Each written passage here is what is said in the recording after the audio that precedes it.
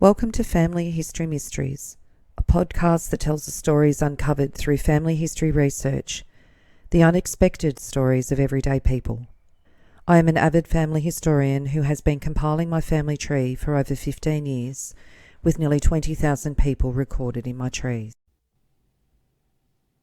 Episode 135, Captain Starlight. Captain Starlight was Frank Pearson, and he was an Australian bushranger. And he was a pathological liar, a serial impostor, a thief, a conman, a killer, and an artist who painted and drew in his cell block at Darlinghurst jail. He was clever and educated enough to pass himself off as a doctor. He was also a literary man, a stockman, and an accountant.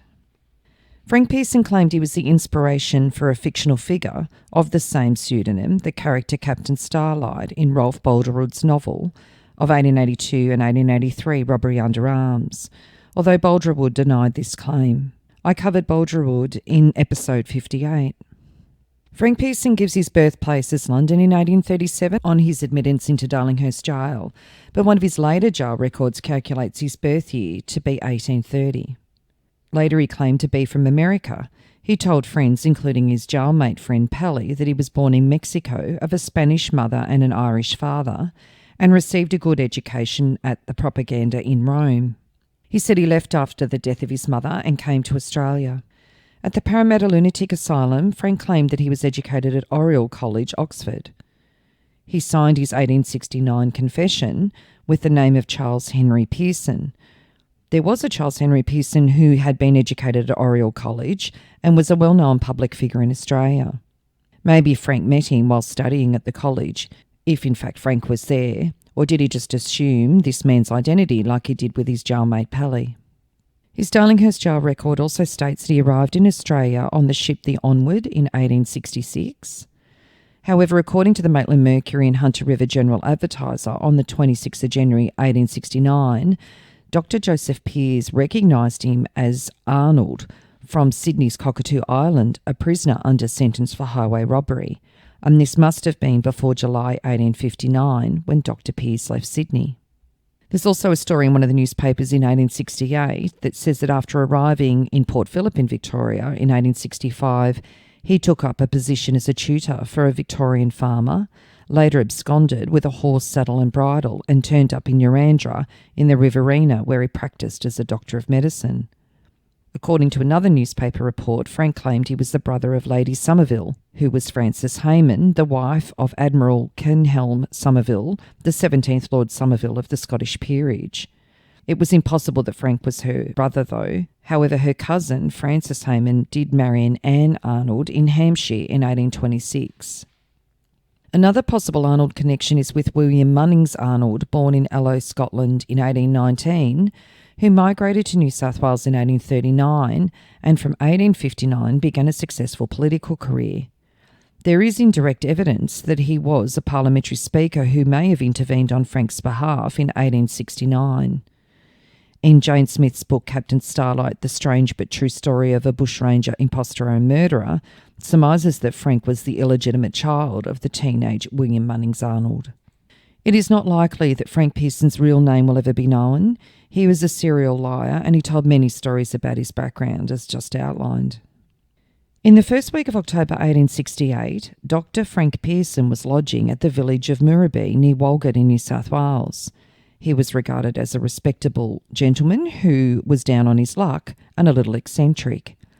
He spent the morning drinking at the Murrabee Inn and he shouted his fellow drinkers, but when he attempted to pay for his bill, he forged a £10 cheque, supposedly on his previous employer, Mr. Ridge. The innkeeper became suspicious and refused to accept it. At that time, a shepherd had drowned in the Barwon River, and the shepherd's death became Frank's opportunity for a quick exit, because the police at Walgett sent for him to write the poor man's death certificate. He befriended a young stockman named Charlie Rutherford. Rutherford abruptly gave his notice to his employer, Mr. Wilson, and he set off with Frank Pearson, taking a horse of Wilson's for his mate. They robbed the Yarrambar Post Office and Angledool Station in New South Wales, where they took a revolver, and Pearson claimed he was Captain Thunderbolt. They also robbed customers at Gideon's Inn, making off with £4. They stole horses from Lead Napper Springs, and on the 4th of October were at the Warrego. They then headed to Angonia in New South Wales, some 100 kilometres from Bourke, and stole 2 horses from Mr. Zouch and Mr. McNall, managers of Ballali Station. That night, they camped overnight at the Tank near William Shearer's Inn at Erringonia. On the 6th of October, 2 police constables, McCabe from New South Wales and McManus from Queensland, set out from Walgett to catch the bushrangers, but they became lost. The police patrol stopped for supplies in Angonia and were making a purchase at William Shearer's Inn when Pearson and Rutherford entered the inn yelling, "Bail up." It just happened that the bushrangers were camped nearby and decided to hold up the inn at that moment. They arrived just minutes after the policemen and a shootout ensued.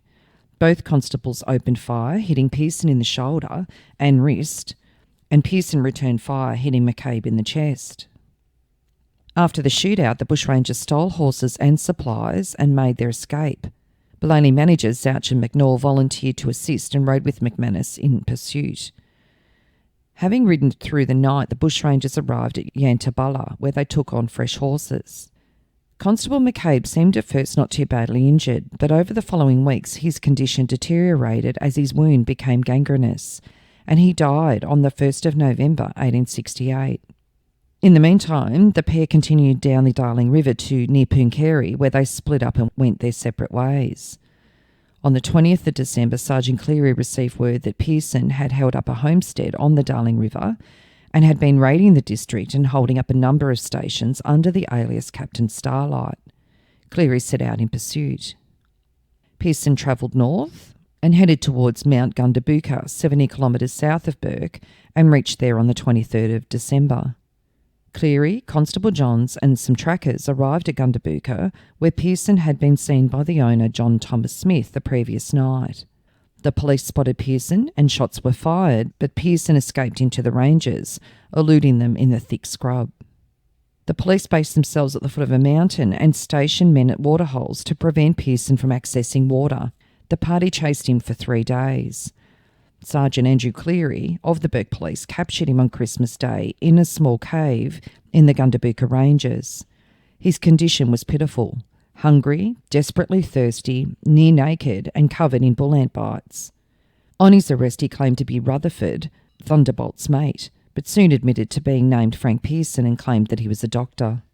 On the 28th of December 1868, Pearson was brought before the Justice of the Peace at Bourke and charged with murder under the name of Dr. Pearson. He was remanded until the 4th of January and again later until the 20th of January when he was committed for trial. At this later hearing, he was fully committed to stand trial at the Bathurst Assizes on the 4th of May 1869.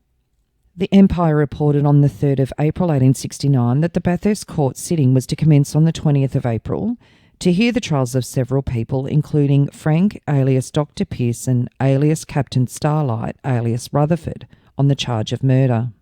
This appears to be the earliest newspaper report that describes Pearson as Captain Starlight.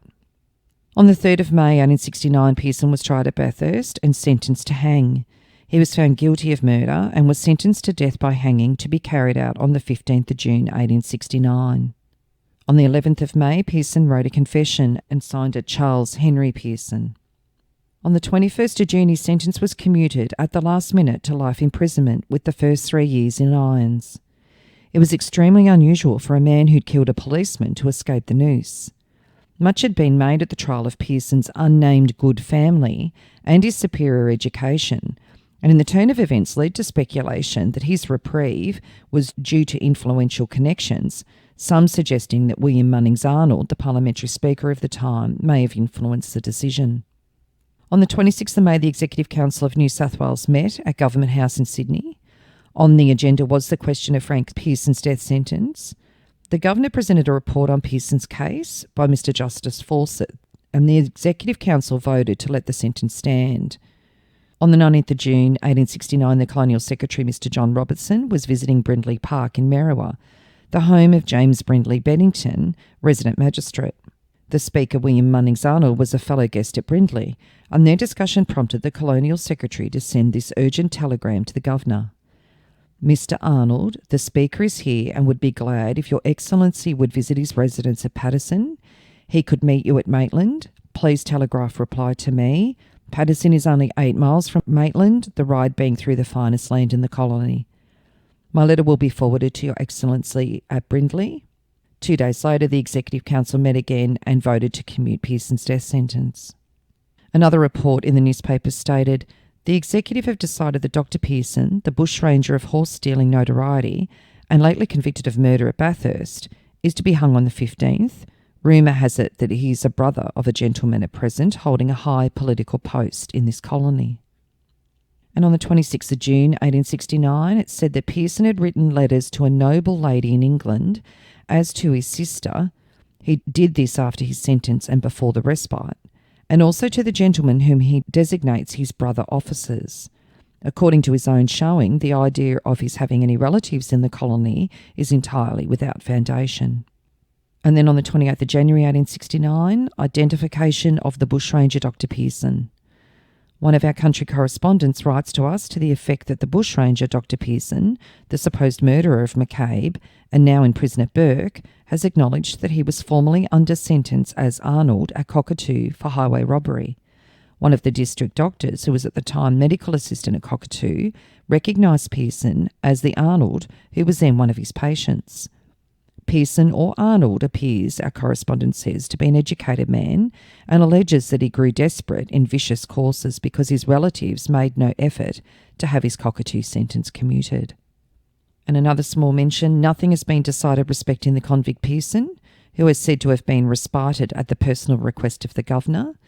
Pearson alleges he is the brother of Lady Somerville. On the 16th of July, 1869, Pearson was involved in a failed attempt at Bathurst Jail. He set about escaping by talking other prisoners into helping by having them sit in front of a wall 12 feet away from a warder. He read aloud from a book while 2 others removed mortar and bricks from the wall, but before the whole could be completed, all prisoners were mustered to return to their cells for the night, and it was then the warder noticed the escape attempt. It was noticed that a link was removed from Pearson's chains and tied with twine. As a result, Pearson was moved to Berrima Jail for the first part of his sentence, which was spent in isolation.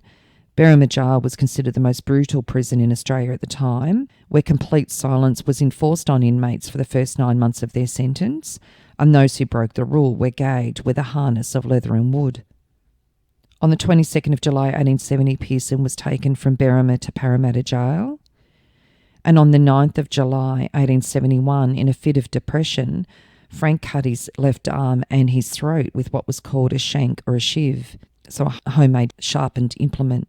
He was attended to by the jail doctor, and in the October he was admitted to Parramatta Lunatic Asylum. He was melancholy and obstinately silent, appearing to be suffering a deep depression, and was suspected of malingering, that is, pretending to be sick or to be mad. And an article from Parramatta states, last night at 8 o'clock a most determined attempt to commit suicide was committed in Parramatta Jail by the celebrated Dr. Pearson, the narrative of whose career of crime in the Western District, his subsequent capture near Burke, and the commutation of whose death sentence created a profound sensation some time ago. From the particulars which I have been able to gather, it appears the prisoner, who was said at the time of his trial to be highly connected, has recently exhibited signs of eccentricity, and after tea last evening he was locked up in cell number 2 wing of the jail. The cell was a large one and 2 other prisoners slept in it.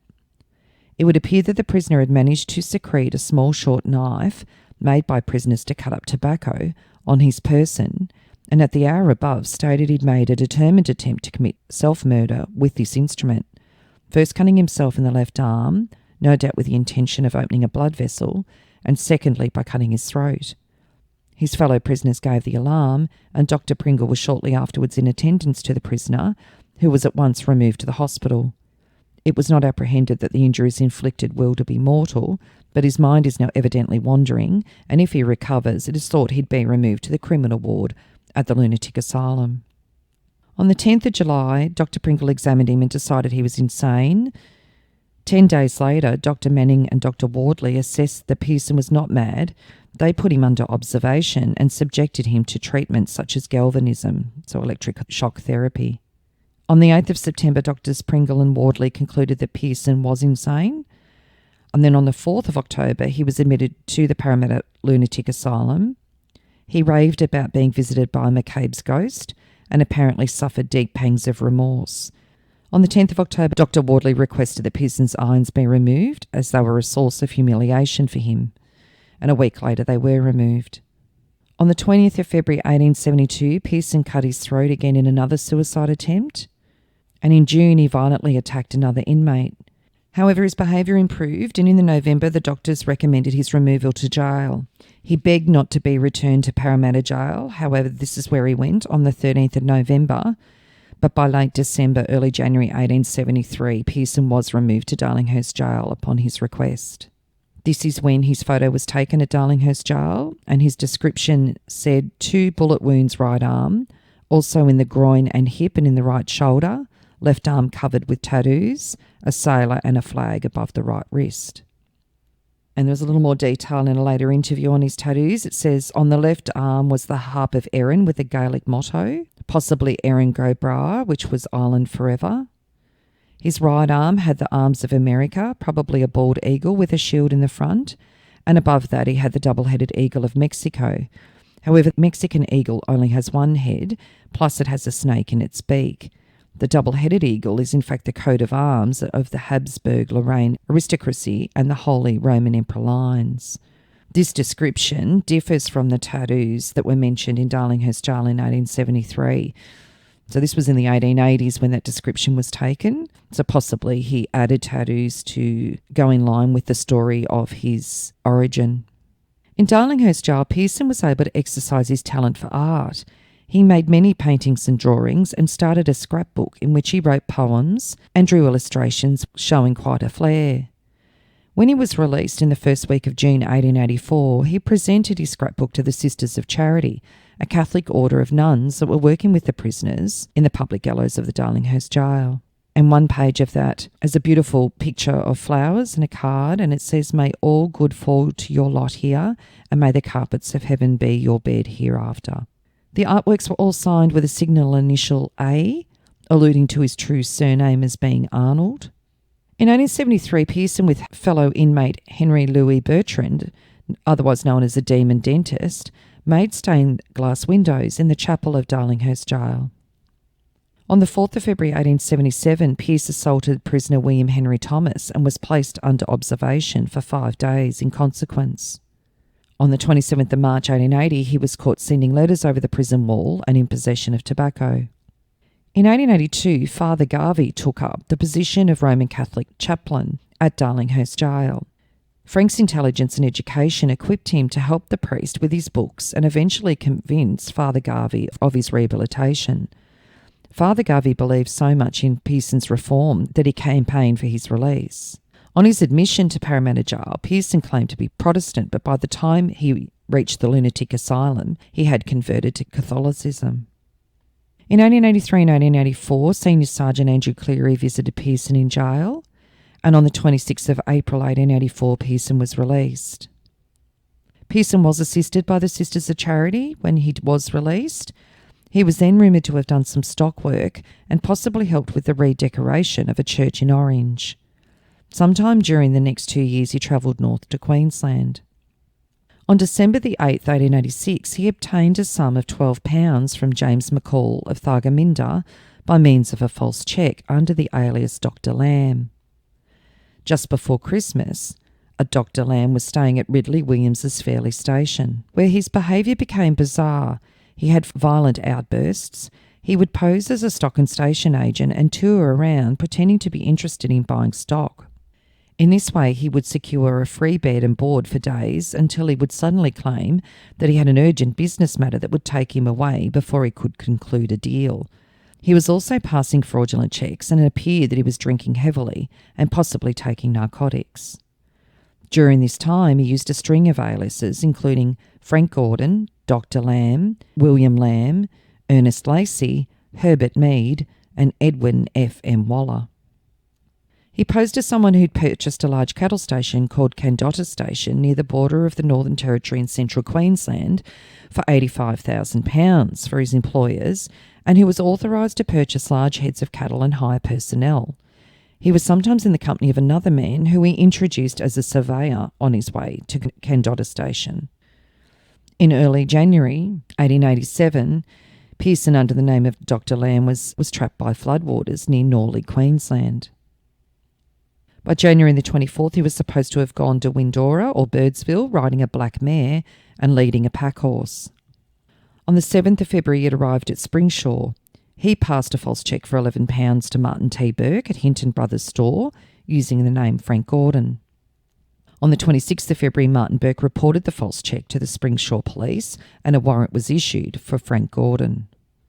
On the 7th of March, Frank Gordon was charged with obtaining the £11 and 8 shillings from Hinton Brothers by means of false pretences. It was noted that the offender was the same man as William Lamb. By this stage, Inspector Stewart had received an anonymous letter to allow them to be aware of Frank's escapades and knew a great amount of detail about him. Strangely, Frank had started to use a false goatee beard. In the March, he stayed with Owen Charles Joseph Beardmore at his station Toowoomba, northwest of Rockhampton. On the 3rd of April, he arrived at Apis Creek and stayed with Charles Renaud and Augusta Amy Wilson. He was using the name Edwin F. M. Waller at this time. In the April, he visited the Tookas at Lura Station and then visited Francis John Wathan Beardmore at Balcomba Station near Doringa. Beardmore distrusted Waller from the outset, and he only stayed a night before he travelled south to Doringa, where he sent a telegram to the Wilsons regarding a stock purchase. He caught a train to Gogango and asked for accommodation at the home of Mr. John Thomas Bartholomew. He seemed to know that only the wife was in residence, and he said he'd received a letter from her husband offering 100 head of cattle for sale and asking for accommodation. She refused based on the fact that Frank seemed to be heavily under the influence of alcohol. He then travelled to Westwood and tried to buy stock from a German selector, and then continued to the home of William Lawrence and asked for accommodation and a cattle sale, but was refused. On the 14th of April near Westwood, he met Thomas Charles Mackay and introduced himself as the agent of the DeSallis brothers of Strathmore Station. He stayed the night at Mackay's Queen Hotel and promised to engage Mackay's young son as a stock rider with a salary of 10 shillings per week and bring him up in the Catholic faith. Here he had his horse shod on his hotel account and as Frank Gordon. He asked Mr. Mackay to go to Rockhampton to get some blank cheques for him as he had business to attend in the area, and as soon as Mr. Mackay left on the 15th of April 1887, so did Frank, not paying his bill. On the 15th of April, he rode to near Rannes railway station where he camped with 2 men repairing the bridge. He then rode to Callangal, Mount Morgan, then through Rannes, Bullula and Cockatoo. He stayed the night at the home of William Nott at Greycliff Station using the name Herbert Mead, and he asked for a job as a drover but was unsuccessful. The next day he travelled to Banana and was seen by Constables Glacken and Mellon, both of whom were pursuing Frank, but Frank at this time was wearing his false goatee beard and wearing a helmet, and both officers mistook him for Inspector Stewart. Frank called in at Camboon Station on the 21st of April 1887, giving the name Ernest Lacey, using similar tactics as before, and this was reported to Constable Williams, who telegraphed Constable Glacken, and they immediately set off. On the 24th of April 1887, Constable Glacken caught Frank at Cockatoo. Frank was camped 9 miles out of town and was using the name Ernest Lacey at this time. Constable Glacken arrested him and charged him with obtaining money to the value of £11 from Hinton Brothers by false pretences. They also charged him with obtaining £12 from James McColl under false pretences. And as they prepared to return to the police station, Starlight swallowed a bottle of medicine and cried, "I have done it, and no human skill can restore me." Glacken enlisted the help of the station owner, Mr. Lord, who gave him an emetic. The bottle was later found to contain croton chloral and possibly morphia. Glacken took Starlight to Taroom. On the 25th of April, W. Lamb, alias Dr. Lamb, alias Gordon, alias Mead, alias Waller, faced the police court at Taroom. The prisoner was remanded while awaiting the production of the warrants. During this time, he made the discovery of a possible connection between the prisoner and the notorious bushranger Dr. Pearson.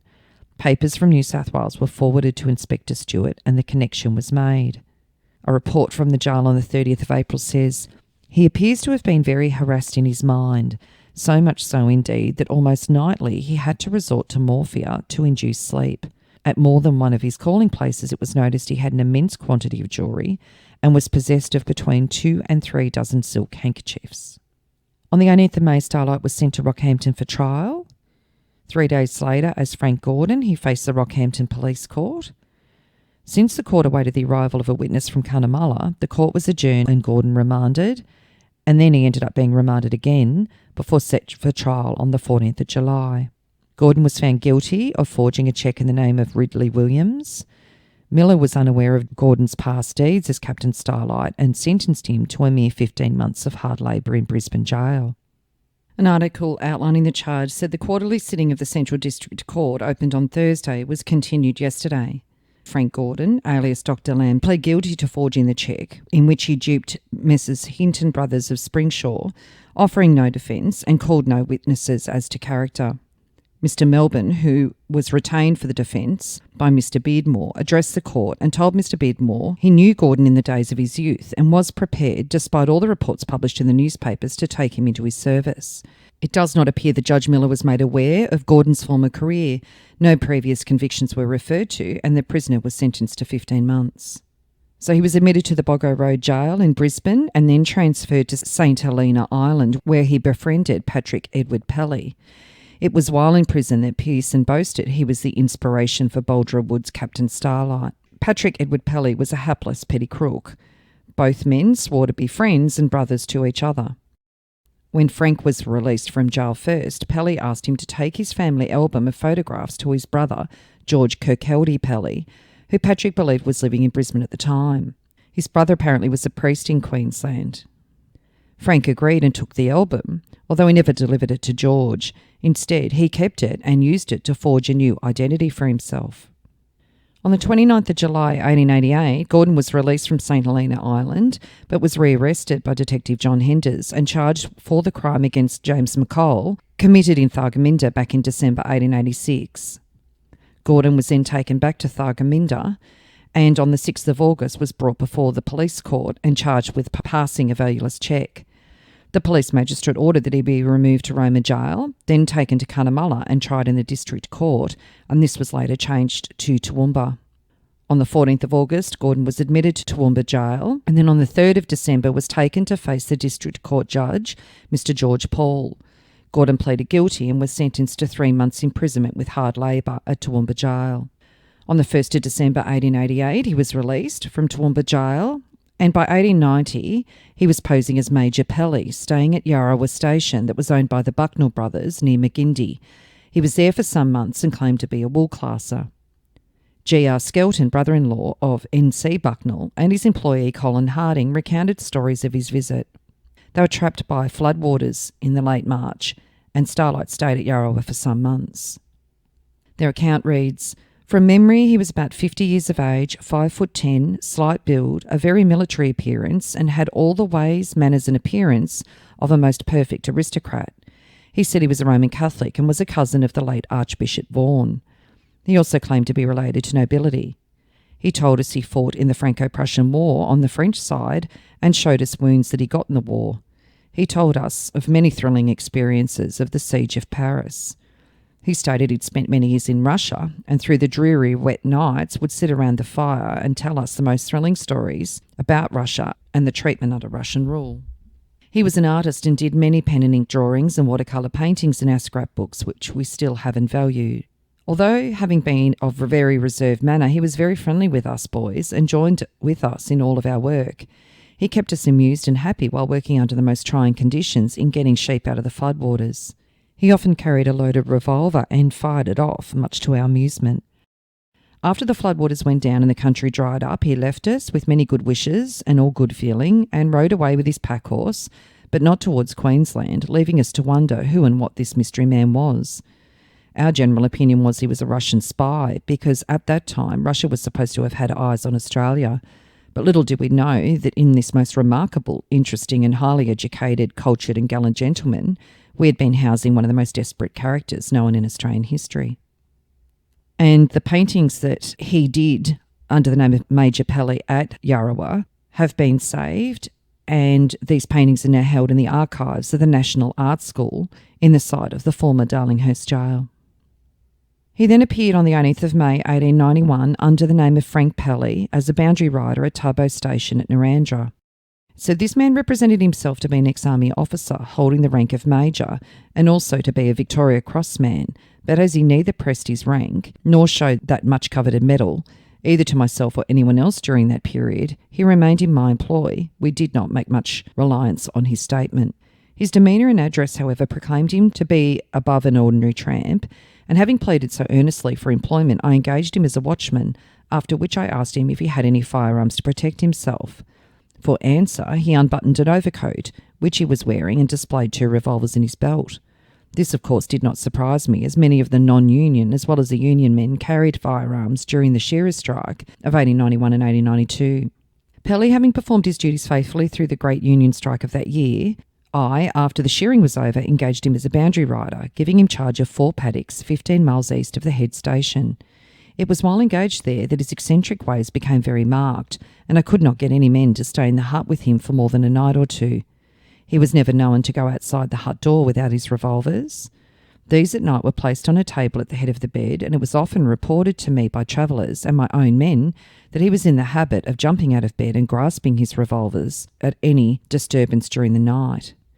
Yet apart from these eccentric ways, which caused some consternation to those who happened to seek the protection of his hut for a night, he was a faithful servant, gentlemanly in his demeanour and address, so much so that a good deal of deference was shown to him by Mr. McCallum and myself, which caused great feeling and jealousy between the other employees and himself, which got to such a pitch at last that he said he could not stand it any longer and asked me to let him go, which I did, giving him a good reference, which probably assisted him in securing the situation he held at the time of his death.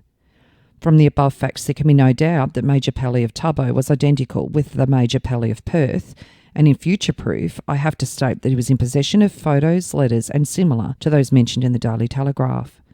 The first time I saw these letters and photos was on an occasion when I brought Pelly a home paper giving an account of the death of Admiral Pelly, whom he claimed to be his uncle, and to substantiate that fact he went to his box and produced therefrom several photos and old dated letters purporting to be from his family in Ireland.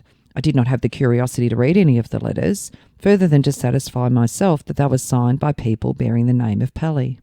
When asked as to the cause of him being on bad terms with his family, which he gave me to understand was the case, he said it was a love affair which his father and mother did not approve of. This man was a good artist and a man of no mean attainments in other subjects. Amongst the many scraps of paintings which he executed while in my employ is a watercolour painting about 18 inches square which he presented to my daughter, who was then a little child. This painting is called The Jaguar's Leap. It represents that animal in the act of making a spring across a deep chasm upon 4 unsuspecting deer standing in the lee of a large rock which forms a part of the opposite side of the chasm. This painting bears Pelly's initials, EFP, in the left-hand corner. Mr. James Peer of Moorebank Estate, Liverpool, is in possession of an address presented to him by the employee of Tubbo Station when that gentleman was leaving my employ, which was executed by Pelly in a very artistic manner. Yours, etc., Neil McCallum, Moorallaberley Station, Old Junee.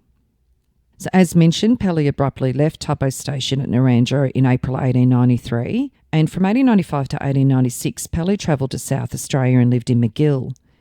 He bought the trappings of a drover, horse, saddles, a spring cart, a harness, hobbles and bells, and picked up a bit of work. He gained employment with 2 of the stations owned by Drew and Company, Ocolta and McCoy's Wells, before falling out with the station managers. At this time he used the alias Major Patrick Francis Marie Pelly and claimed to be descended from Irish nobility. He was not known to commit any serious crimes during this time. And a short article mentioned a man who called himself Major Pelly, a retired Indian Army officer, sought permission to camp. He was always a perfect gentleman and spent much time painting great blotches of colour. Some of the paintings were bought by Mr. Trelaw's father. He had a good horse and fine saddlery and spun yarns of army life and said he had several wounds. Alice Curnow was initially impressed with his abilities and his charm, but soon became disillusioned, finding Pelly to be dishonest. He was rumoured to have gotten an Adelaide girl pregnant, and he also applied to Curnow's mother for money under false pretences. In 1896, Pelly frequently threatened suicide and made a will naming Curnow and Robert Fraser, Ocolta's bookkeeper, as beneficiaries. But by the March, Curnow dismissed Pelly. Pelly travelled through Petersburg, South Australia, now known as Peterborough, where he tricked a Mr. Fletcher out of £10.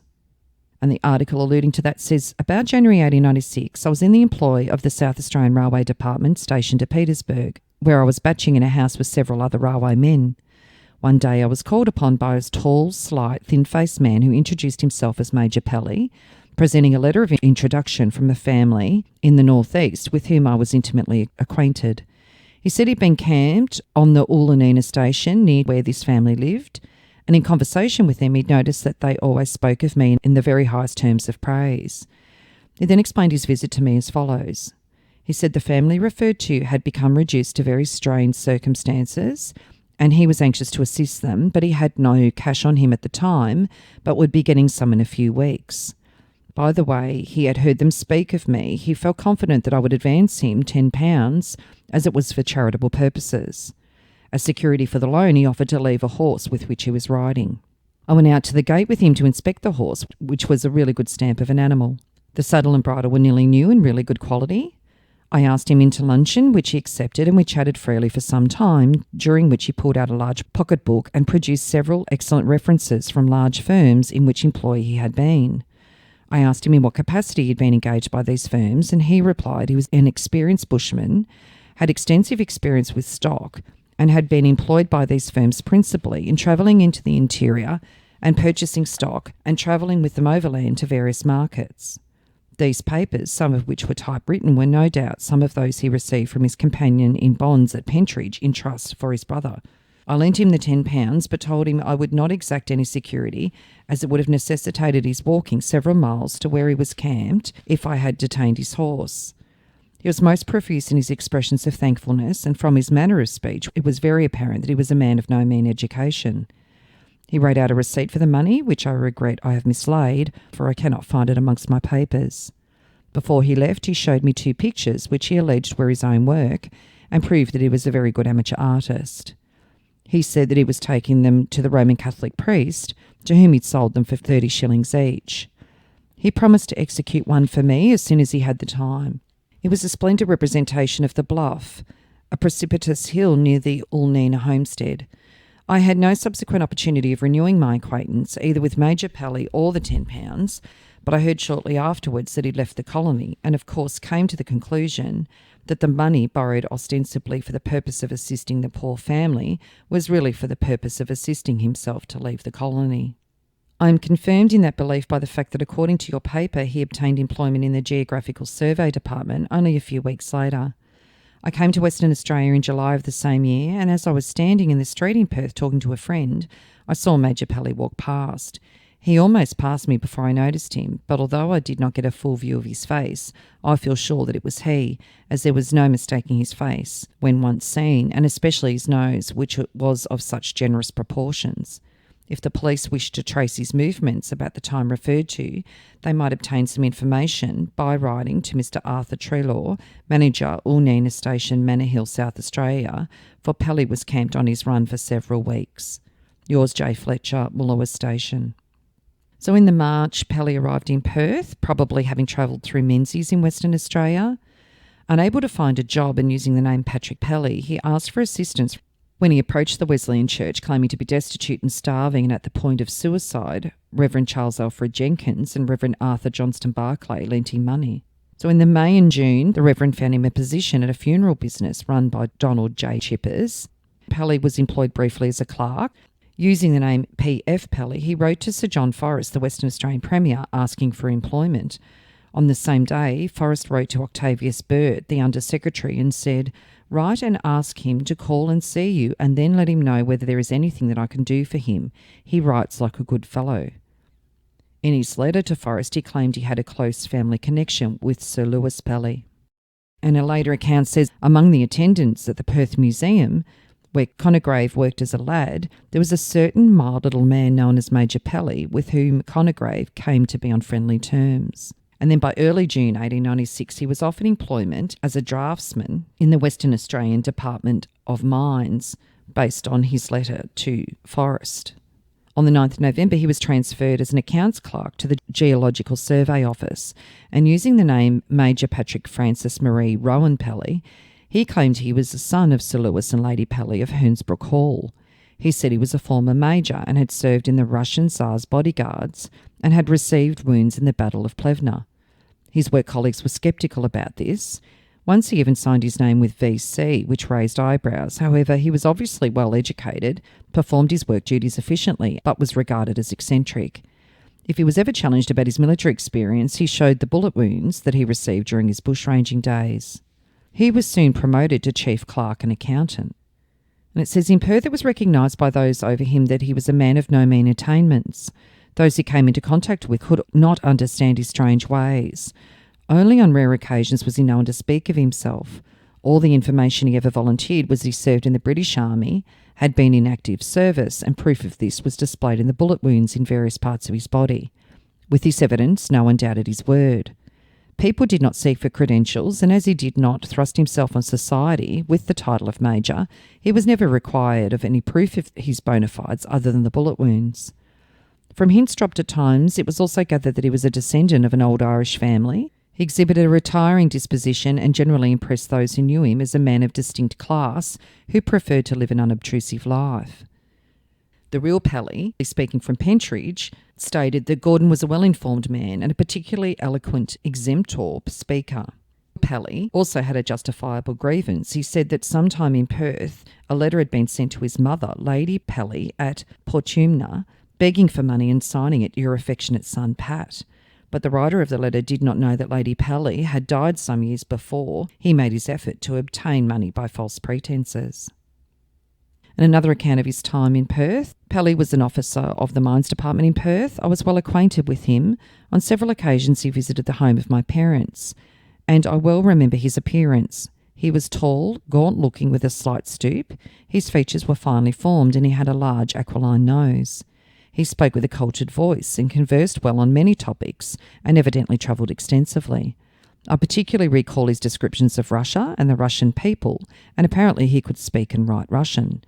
He was of the opinion that Russia would one day play a big part in world affairs and offered to teach me the language, as he considered a knowledge of Russian would be a valuable acquirement. I cannot recollect that he ever spoke of Australian experiences. If there is any truth in the present assertions, he would have had good reasons for such reticence. After his death, a lot of rumours were circulated about him, the most consistent of which I remember was that his name was not Pelly, nor was he an ex-army officer. Whoever he was certainly a cultured man with all the traditional traits of an educated Englishman. On the 22nd of December 1899, Pelly visited his friend Michael Callaghan, an accountant at Bickford's, for a drink after work. And it said Michael O'Callaghan, accountant at Bickford's, said that at 9:30 p.m. on the 22nd, Gordon and Mrs. Bowley came to the shop. He introduced him to Mrs. Bowley, who was not, he said, any relation, but worth 50 of his own people with whom he would have nothing to do. Mrs. Bowley was Ambrosine Bowley, and he was lodging with her, and she was his landlady. On one occasion, Michael Callaghan joined them on the way home. Pelly was drunk and got into a fight with his neighbour. His landlady's son, Harry, calmed the Major down and Pelly went up to his room. He called out for his heart medication, but moments later said he found it.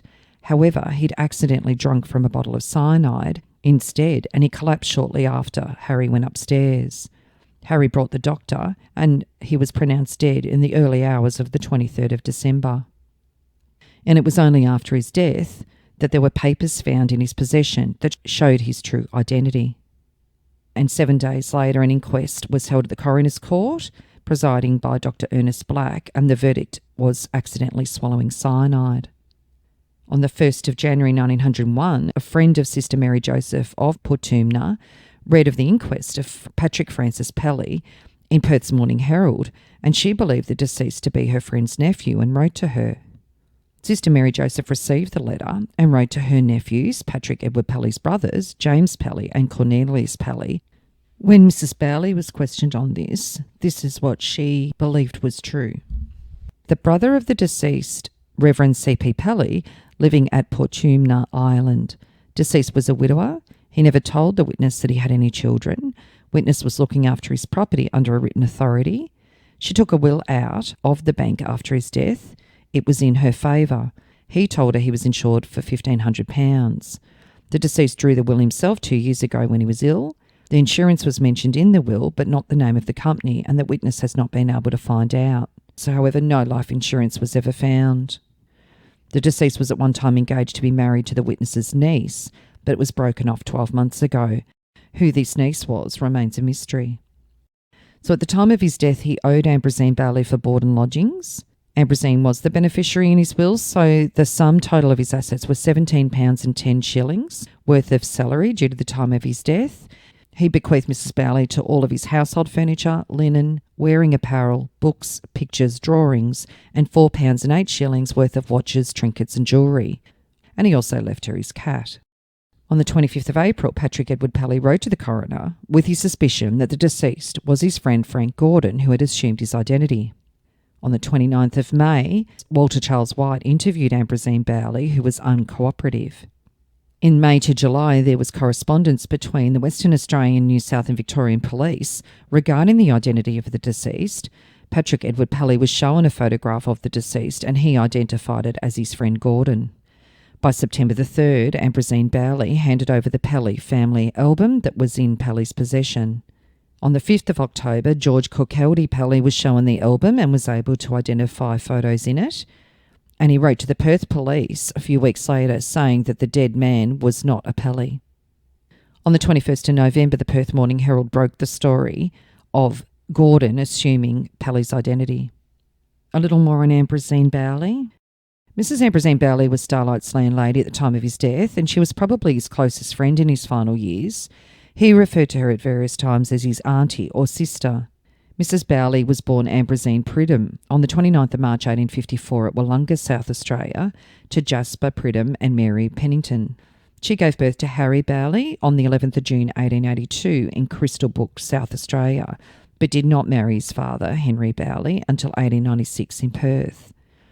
According to the marriage certificate, Ambrosine married Henry Bailey at the Wesley Church, and the minister who married them was Charles Alfred Jenkins, one of the ministers who helped Pelly when he was in need. It appears that the couple lived apart for several years. Ambrosine resided in Perth while her husband worked at Marble Bar in Western Australia. To make ends meet, Mrs. Bailey took in lodgers, one of them being Captain Starlight, going by the name of Major Patrick Francis Marie Pelly.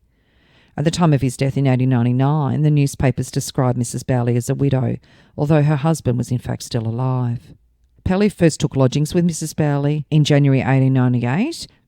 She appears to have reunited with her husband at some point, and upon his death in 1922, she was described as his beloved wife. Ambrosine died in Perth in 1931.